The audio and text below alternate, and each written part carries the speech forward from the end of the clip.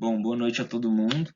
Hoje está o seminário sobre a tecnologia nas visões marxistas e neoclássica, a disciplina da gestão da inovação tecnológica, do professor Giovanni Campos Fonseca, e o estudante é o Jaime Batista Bass, no caso eu. Data de hoje, 17/12/2020. A resenha do artigo é um livro do Paulo Bastos Tigre, Gestão da Inovação, a Economia da Tecnologia no Brasil, publicado no Rio de Janeiro, em 2006, e eu estudo da página 17 até a página 32. O nosso sumário de apresentação, a gente começa na página 3, que vai ser uma introdução ao contexto histórico da época. A quarta página é a tecnologia e inovações. O terceiro tópico seria Marx, a relação dele com a economia e tecnologia. O quarto tópico, os neoclássicos, economia e tecnologia. O próximo tópico é a tecnologia e concentração de capital. Próximo tópico, equilíbrio e dinâmica tecnológica, na 10ª página. Diferenciação de produtos e processos, na 11ª página. E conclusão sobre o estudo, né, sobre esse texto, na 12ª página. Minhas conclusões, né. Começando aí no contexto histórico, se passa aí na segunda metade do século XIX, estava acontecendo a segunda revolução industrial, tanto na Europa, ou tanto na Inglaterra como na Europa Ocidental, tá? Não é um fator que aconteceu só na Inglaterra. Um fator muito relevante da segunda revolução industrial é que ele não foi um período só de inovações, de novas criações. Ele foi um período onde houve um maior aprimoramento das tecnologias criadas na primeira revolução, tá?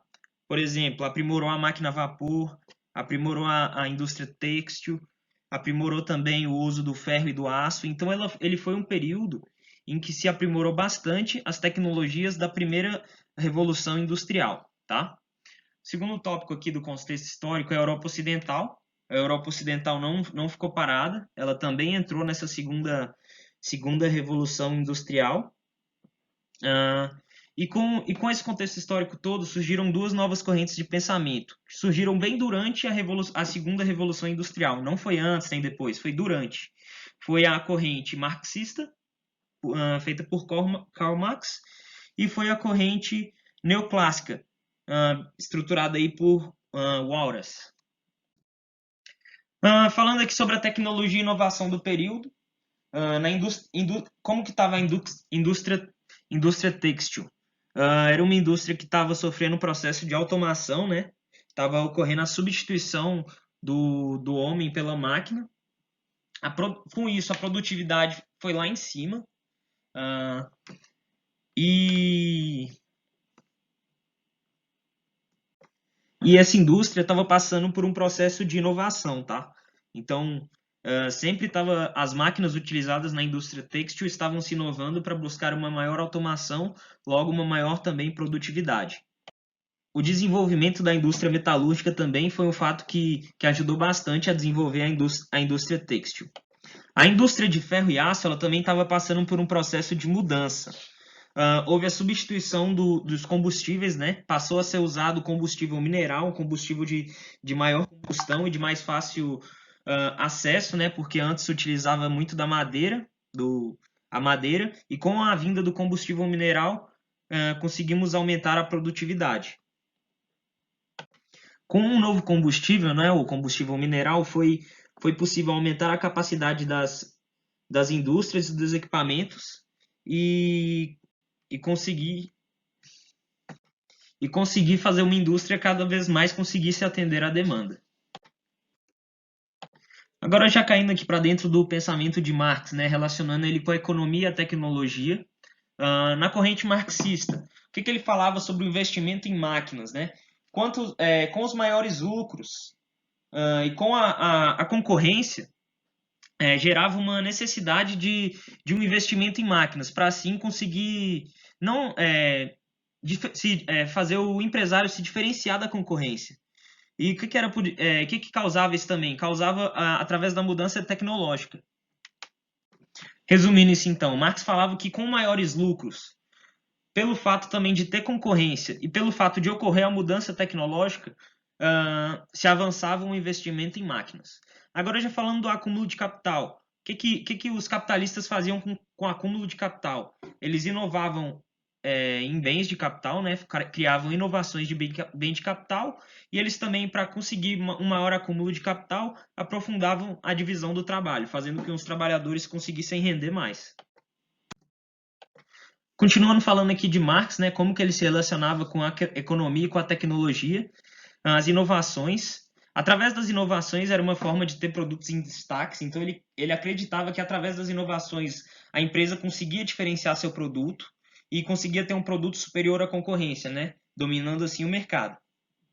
Marx também ele citava bastante o âmbito social, ele não só olhava para o âmbito econômico. Ele falava que no âmbito social, através do para Marx, Marx acreditava que a tecnologia ela aumentava a exploração da força de trabalho, né? Então, ela fazia com que o trabalhador tivesse que trabalhar mais. E, consequentemente, ele acreditava que diminuía os seus salários.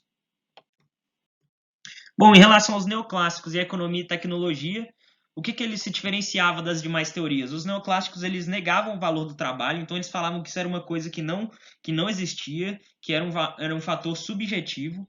E o que ele tinha foco? O que a teoria clássica tinha foco, né? Ela tinha foco na formação de preços e na alocação de recursos. Então ela se diferenciava das demais teorias porque ela tinha uma visão bem mais só econômica. Ela não queria saber de âmbito social, ela queria saber como que estava funcionando a economia. Em relação à tecnologia, ela era negligenciada perante o crescimento. Então, os neoclássicos eles negligenciavam a tecnologia perante o crescimento. Eles falavam que não importava, que a tecnologia não influenciava o crescimento da empresa e que a tecnologia era um tema que devia ser estudado por engenheiro e administrador, não era um tema que devia ser estudado por economia. Então, isso aí se relaciona bastante com esse fator de não querer estudar os outros âmbitos, querer estudar somente o âmbito econômico, puramente o âmbito do mercado. Quem que foi o principal pensador dessa corrente, né? Foi o Walras. Ele criou um modelo matemático. Esse modelo matemático nada menos era que a lei da oferta e da procura. Ele acreditava que o mercado realmente ele funcionava dessa forma. E realmente a gente consegue ver que hoje em dia a lei da oferta e da procura ela é ainda aplicável. Então ela é uma teoria ela é uma lei que é atemporal, né? Você consegue aplicar ela tanto nos tempos antigos quanto hoje em dia você consegue ver bastante essa lei da oferta e da procura. Em relação à tecnologia e concentração de capital, o que os neoclássicos falavam sobre isso?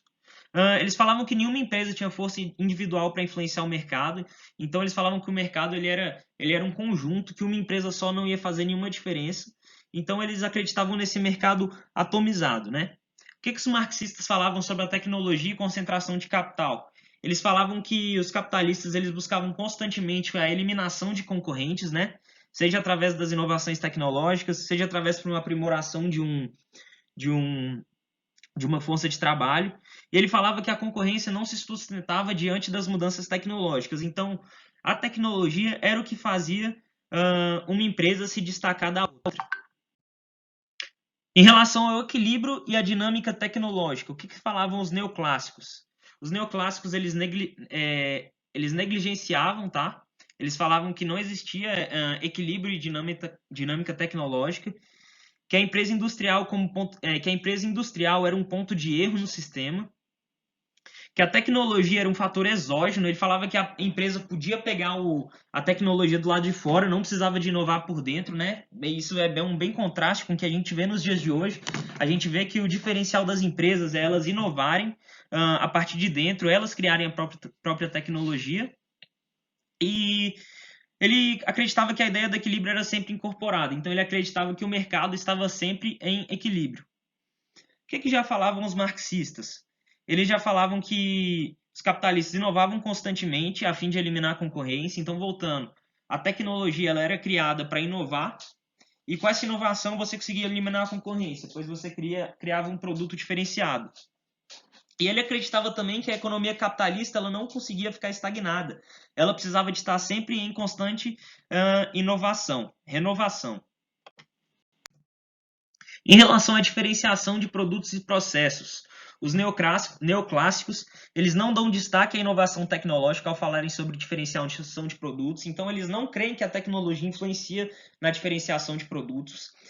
Os neoclássicos falam que o novo produto é um novo mercado e ele criará a própria demanda, então isso aí já contrasta ali com os marxistas, né, que falavam que um produto se destacava no mercado e os neoclássicos já acreditavam que um novo produto, uma nova tecnologia criava um novo mercado, logo uma nova demanda. E isso aí vai totalmente na contramão dos dias atuais, né? Que a gente tem um mercado tão saturado, parece que tudo de ideias já existem, e a gente consegue ver uma força do branding, né? Que é a força das marcas. A gente consegue ver que as marcas hoje em dia conseguem gerar valor para elas. Não é só o produto. Às vezes você compra só porque é a marca que você tem uma maior afinidade, ou então compactua com os valores da mesma.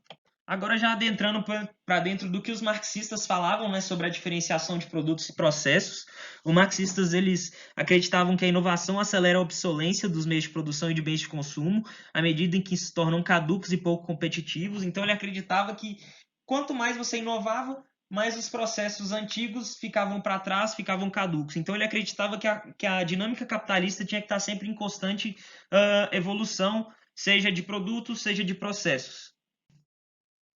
E aqui, só concluindo, eu coloquei umas conclusões próprias mesmo, que o pensamento neoclássico ele é um pensamento mais voltado para a economia, ele não vai para muito adentro, ele não aprofunda muito do âmbito social, né? Indo na contramão do marxista, que vai bastante para o âmbito social. Ele é um pensamento que é mais voltado para a tecnologia, ele quer ver. É um pensamento mais voltado para a economia, né? Tecnologia não. Um pensamento mais voltado para a economia e ele quer ver mais o mercado, né? O mercado puro. Ele não quer saber sobre o que afeta. Ele quer só estudar só o mercado, como o mercado se comporta. Já adentrando aqui do pensamento marxista, ele é um pensamento mais voltado para o âmbito social, porém ele também valoriza o âmbito econômico. Ele vê ele já consegue ver que a tecnologia influencia e muito no mercado. Então, Marx, além deles querer estudar o impacto da tecnologia na sociedade, ele também queria ver como a tecnologia influenciava no mercado. E por último, eu coloquei aqui tecnologia de fontes endógenas e exógenas. Fica bem claro que esse pensamento neoclássico ele é um pensamento mais arcaico, né? Apesar dele conversar com algumas coisas dos dias atuais, por exemplo, hoje em dia você consegue buscar uma tecnologia de ponta fora da sua empresa, tem outras empresas querendo vender tecnologia para você, então ele compactua com a ideia de uma tecnologia exógena que você consegue buscar no mercado, mas ele não compactua com a ideia de que hoje em dia a gente tem que sempre inovar, que uma empresa que vai sobreviver, uma empresa que vai se destacar perante as demais, é uma empresa que vai produzir uma tecnologia endógena, né, de dentro dela.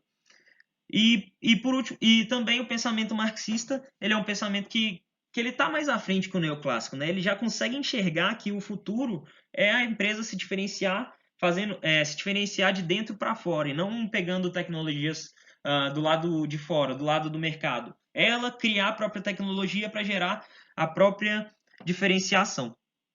Então, meu trabalho é esse aqui. Eu quis trazer uma coisa mais breve possível. Eu não fiz pausa nem nada. Eu só estudei, falei sobre o que eu consegui concluir sobre o tema. E então é isso aí. Boa noite para todo mundo e obrigado.